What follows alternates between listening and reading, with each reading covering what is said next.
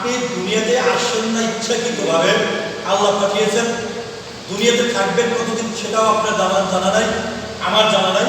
কিন্তু হায়াতের নামক যে সময়টুকু দিয়েছেন, সেই সময়টুকু ব্যয় করার জন্য আপনাকে আমাকে কাজ করার জন্য নির্দেশ দিয়েছেন কে? আল্লাহ। আমি আমার সংসার বুঝে আসলো, ব্যবসা বুঝে আসলো, সন্তান পরিপালক, স্ত্রী পরিপালক আমার বুঝে আসলো, কিন্তু আল্লাহ পাকের হুকুম প্রতিষ্ঠার জন্য কাজ করব, সেই বুঝ আমার আসে নাই। এই চাইতে বড় ব্যর্থতা কি হতে পারে? দুনিয়ায় যদি শান্তি থাকতে চাই, তাহলে ইসলামী হুকুমত প্রতিষ্ঠার বিকল্প কোনো রাস্তা নাই। এর জন্য আপনাকে আমাকে সর্বহালতে চিন্তা করতে হবে, আমি একজন ইসলামী আদর্শ মাইন্ডের মানুষ, ইসলামী হুকুমত প্রতিষ্ঠার জন্য, আল্লাহর আইন বাস্তবায়নের জন্য আমাকে কাজ করতে হবে জান মাল সময় দিয়ে। যেহেতু আল্লাহ বলেছেন তোমার মাল এবং জানের বিনিময়ে তোমাকে জান্নাত।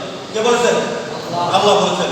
এর জন্য মালও আমার নয়, জানও আমার নয়। যেহেতু আল্লাহর দেওয়া জান মাল, এই আল্লাহর দেওয়া জান মাল আল্লাহ হুকুমত প্রতিষ্ঠার জন্য আপনাকে আমাকে ব্যয় করতে হবে। আল্লাহ আমাদেরকে পরিপূর্ণ বুঝে শুনে কাজ করার তৌফিক দান করবেন।